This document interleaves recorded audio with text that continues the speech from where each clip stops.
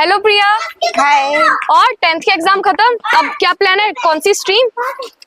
अभी बहुत कंफ्यूजन हो रहा है कहाँ से, अभी तो नहीं सोचा कुछ, बहुत दबाव है। कंफ्यूजन? कैसा कंफ्यूजन मतलब?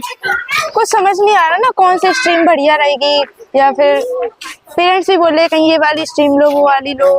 हाँ, फ्रेंड्स का भी यही चल रहा है, फ्रेंड्स भी कोई ऐसी स्ट्रीम कोई दूसरी स्ट्रीम में, और कंफ्यूजन तो बहुत ज्यादा, और ये स्ट्रीम का दबाव एकदम हेडेक कर रहा है। पर मैं किसी को जानती हूँ जो हमारी ये हेडेक और ये हमारी स्ट्रीम की चिंता दूर कर सकता है। कौन? मेरे चाचू। वो वैसे मोटिवेशनल स्पीकर भी हैं, वो स्टूडेंट के ऊपर वीडियोस भी बनाते हैं, और वो काउंसलिंग भी बहुत अच्छी करते हैं। अच्छा, कौन है? मेरे चाचू। चलो तुम्हें मिलवाती हूँ, तो हम अपनी स्ट्रीम की चिंता उनसे दूर कर सकते हैं और उनसे जान सकते हैं कौन सी स्ट्रीम हमें लेनी चाहिए। चलो चलते हैं। चलो चलो चलो मिलाओ अपने चाचू से, कौन है? हाँ हाँ चलो।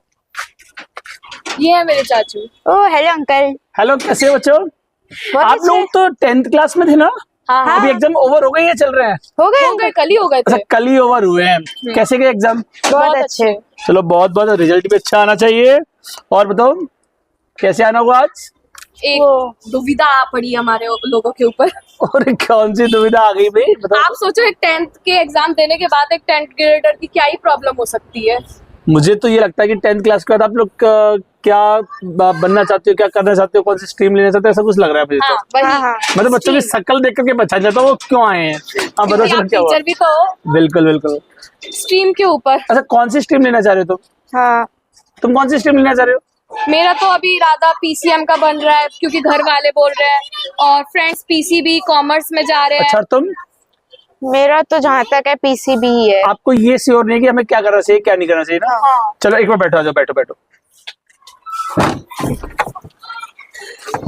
आ जाओ।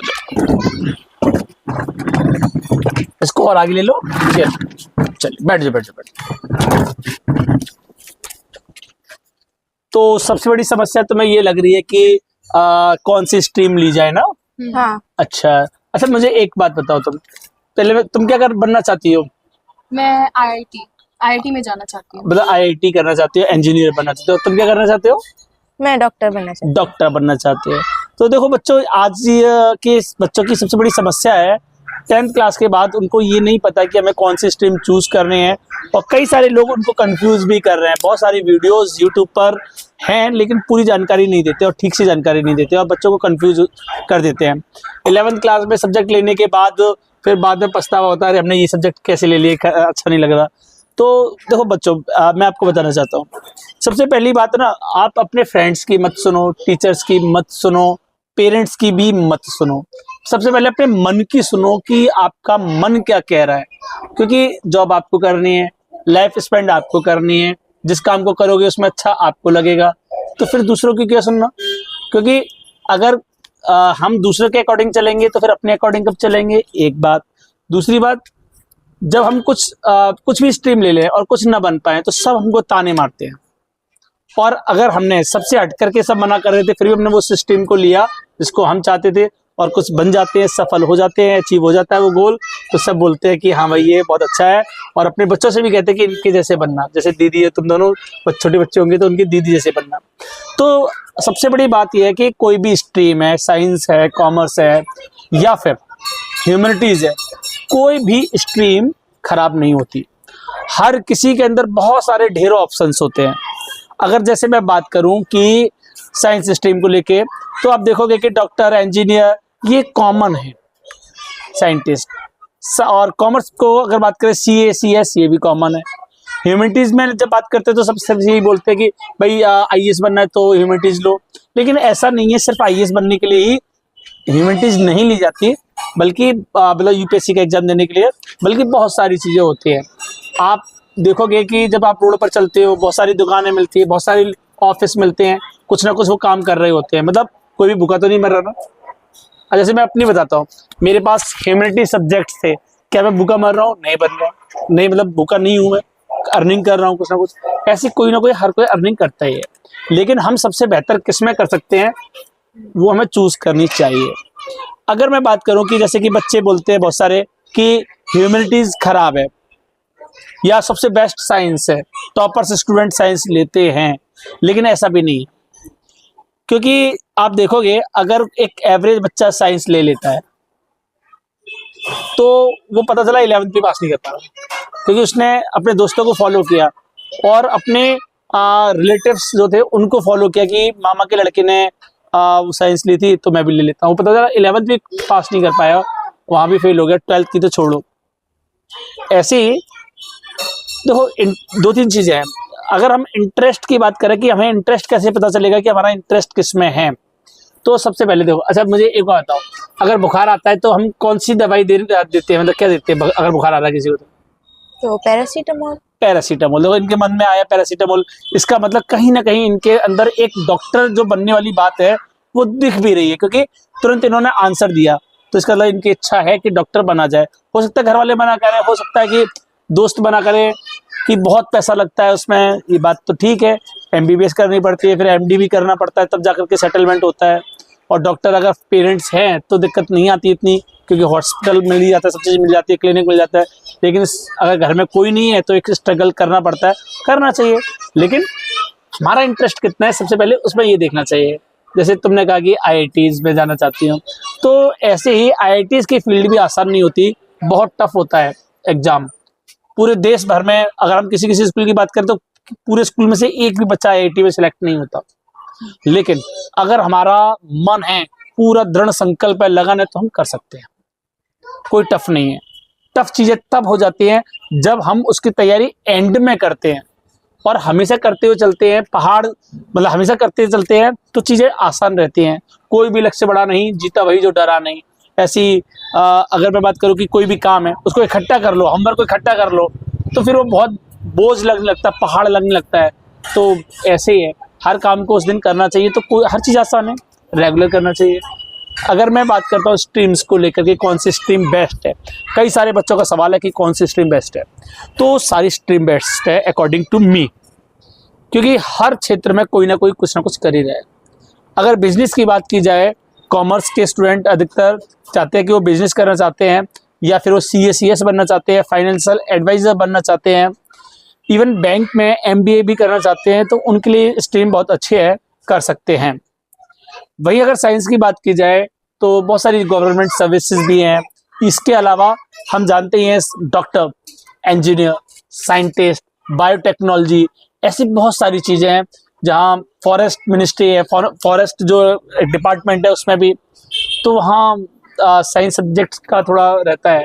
अगर कोई साइंटिस्ट है तो वहाँ तो जानते हो कि सैटेलाइट लॉन्च करनी है। अभी सुनीता विलियम्स को आपने देखा ना, हाँ। कि सुनीता विलियम्स कितने दिनों बाद लौट करके आई, उसके लिए अपना जीवन बाद में, देश पहले था। तो बहुत चीज़ें होती है भाई, करना पड़ता है देश के लिए। अब बात करते हैं हम कि ह्यूमैनिटीज़ को लेकर के बच्चों में बहुत भ्रांतियाँ बेकार है। जो सबसे कमज़ोर होते हैं वो लेते हैं ह्यूमैनिटीज़, ऐसा बिल्कुल नहीं है। ह्यूमैनिटीज़ सब्जेक्ट्स को टॉपर्स भी लेते हैं, वो बच्चे UPSC क्लियर करना चाहते हैं। अब UPSC के साल भर में 1000 वैकेंसी आती है, बोलते हैं ये लेके क्या करेगा, अगर UPSC में नहीं हुआ तो क्या करोगे? ऐसा नहीं है। अगर मैं बात करूं कि UPSC की तैयारी कोई कर रहा है और वो सिविल सर्वेंट बनना चाहता है, उत्तर प्रदेश से, हम लोग आगरा में हैं अभी, ठीक, तुम कौन से स्कूल में पढ़ती हो? KV नंबर 1 AFS आगरा, केंद्रीय विद्यालय में पढ़ते हो। तुम कौन से स्कूल में पढ़ते हो? John Milton. John Milton Agra में। दोनों ये स्टूडेंट्स हैं, 10th क्लास इन्होंने पास आउट किया है। नाम क्या है आपका? दिव्यांशी। दिव्यांशी। प्रिया। प्रिया। तो अभी ये 10th क्लास के इन्होंने एग्जाम दिए हैं। तो अब देखो, मैं ये बताना चाह रहा हूँ कि जैसे ह्यूमैनिटी सब्जेक्ट भी जिसको कमजोर मान लेते हैं, जितने बच्चे देख रहे होंगे वीडियोस, तो वो एक बार ध्यान दें कि ह्यूमैनिटी सब्जेक्ट से बहुत करियर है। ह्यूमैनिटीज सब्जेक्ट्स जिनके पास होते हैं वो बच्चे UPSC के अलावा UPPCS है, हर स्टेट एक सिविल सर्विस का एग्जाम कंडक्ट कराती है। तो अगर मैं कैलकुलेट करूँ तो यूपी के अंदर ही मोर देन 3000 सर्विसेज हर साल निकलती हैं PCS के द्वारा। और ऐसे ही हर स्टेट में अगर टोटल कैलकुलेट की जाए तो मुझे लगता है मोर देन 1 लाख वैकेंसीज रहती हैं सिविल सर्वेंट के लिए।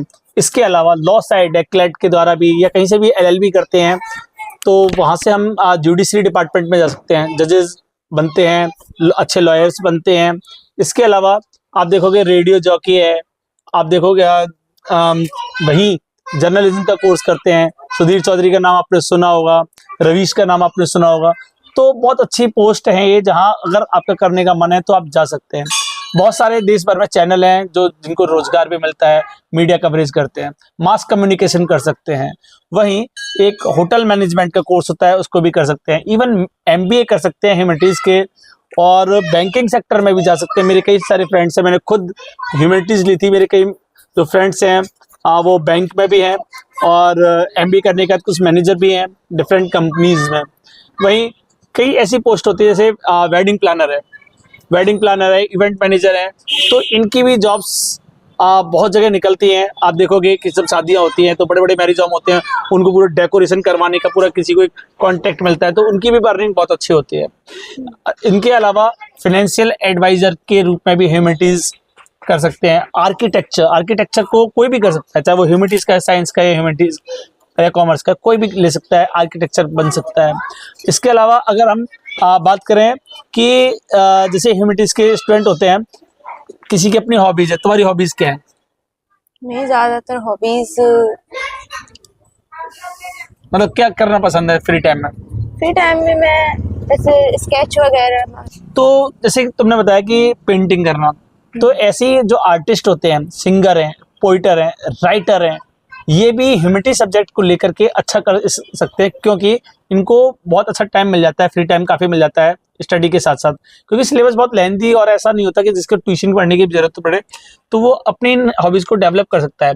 वो एक अच्छा सिंगर बन सकता है, राइटर बन सकता है, पोइट कवि बन सकता है, आर्टिस्ट बन सकता है। तो ये भी कहीं ना कहीं ह्यूमैनिटीज के स्टूडेंट करते हैं। वहीं हम देखेंगे कि फिल्म मेकर जो होते हैं, डायरेक्टर होते हैं, प्रोड्यूसर की बात नहीं करूंगा, वहाँ पैसा बहुत चाहिए होता है, लेकिन डायरेक्टर तो कर सकते हैं। स्क्रिप्ट लिख देते हैं, तो वहाँ भी बहुत अच्छा करते हैं। एक और सोशल जो इन्फ्लुएंसर होते हैं, मीडिया क्रिएटर्स होते हैं, वीडियो क्रिएटर्स होते हैं। आजकल आप देख रहे हो कि फेसबुक पर, इंस्टाग्राम पर, यूट्यूब पर बहुत सारी वीडियोस बनती हैं, उनको भी एडिट किया जाता है, उनको भी किया जाता है, और फोटोग्राफी का और रहता है, ठीक। और इसमें क्या होता है कि जो वेडिंग शूट्स होते हैं बहुत अच्छे अच्छे, तो वो भी ह्यूमैनिटीज के स्टूडेंट बहुत अच्छे से कर सकते हैं। बहुत अच्छा पैसा होता है, ऐसा नहीं है। वहीं अगर हम बात करें कि ज्योग्राफी का स्टूडेंट है, तो साइंस के का ही सब्जेक्ट है, और जो ह्यूमैनिटी का भी सब्जेक्ट है, वो एक साइंटिस्ट भी बन सकता है, क्योंकि वहाँ जियोलॉजी है, जियोमॉर्फोलॉजी है, वो ओशिनोग्राफी है, उन सब्जेक्ट को लेकर मेट्रोलॉजिकल डिपार्टमेंट में भी जाता है ज्योग्राफी का।